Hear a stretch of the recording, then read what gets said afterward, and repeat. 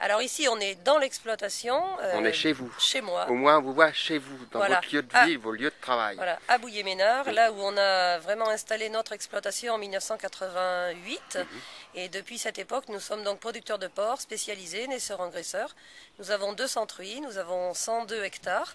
Et nous cultivons la totalité des cultures, maïs, orge, blé, pour l'élevage de porcs. Donc nous sommes autonomes à 75% pour l'alimentation des porcs. Nous achetons 25% qui correspond aux aliments pour les porcelets, aux minéraux, qui sont les aliments les plus sophistiqués. Puis bien sûr les tourteaux, donc tourteaux de colza, beaucoup maintenant, qui viennent de la région, de Pays de Loire et Poitou-Charentes, et qui nous permet d'avoir que des produits locaux pour nourrir nos porcs. Vous arrivez à concilier votre vie de responsable syndical, numéro 2 de la FNSEA, avec votre vie d'agricultrice? J'y arrive, oui, parce que j'ai une famille en or. J'ai d'abord un mari qui partage mes responsabilités et puis l'esprit d'engagement.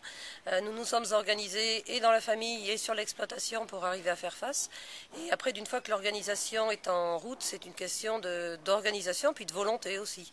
Et puis, nous trouvons beaucoup de plaisir l'un et l'autre dans l'exercice des responsabilités. Il n'y a pas que des jours roses, mais il y a quand même des dossiers qui avancent, des choses positives, de la reconnaissance aussi. Et puis, tellement de chantiers ouverts en ce moment que moi, je trouve ça passionnant.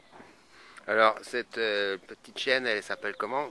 Dolo? Alors, cette chienne s'appelle Dolo. Oui. En fait, elle était condamnée parce que ses maîtres devaient déménager et voulaient s'en séparer. Donc, elle est rescapée. Elle est chez nous depuis 10 ans. Elle est adorable et nous l'avons baptisée Dolo parce que son nom initial était Dolores, ce qui n'est pas génial.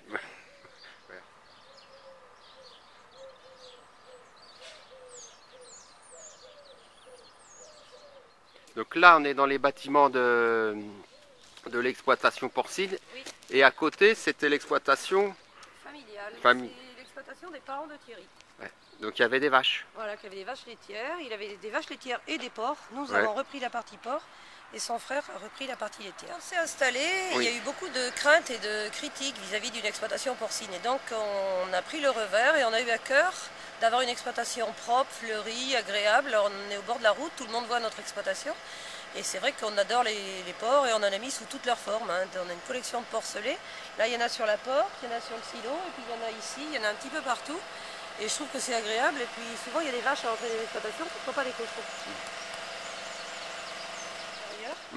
On a refait tous les intérieurs des bâtiments pour faire à l'économie. Et donc on refait régulièrement des tranches de travaux pour moderniser. Puis ça, c'est la partie qu'on a construite, c'est la partie engraissement qu'on a fait en 2 tranches. Une partie en 1989 quand on s'est installé, et puis une extension en 1993 pour être naisseur-engraisseur total. Donc aujourd'hui, on a 2 centruits naisseurs-engraisseurs et on n'a pas bougé en taille depuis 1993 maintenant. Alors, agriculture raisonnée, ça vous implique quelles normes de plus?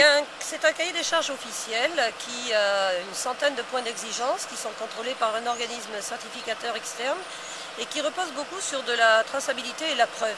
La preuve que nous travaillons de telle et telle façon, que nous réduisons les intrants, que nous raisonnons nos choix dans tous les domaines, sur le bien-être des animaux, sur les cultures, sur les aspects sanitaires.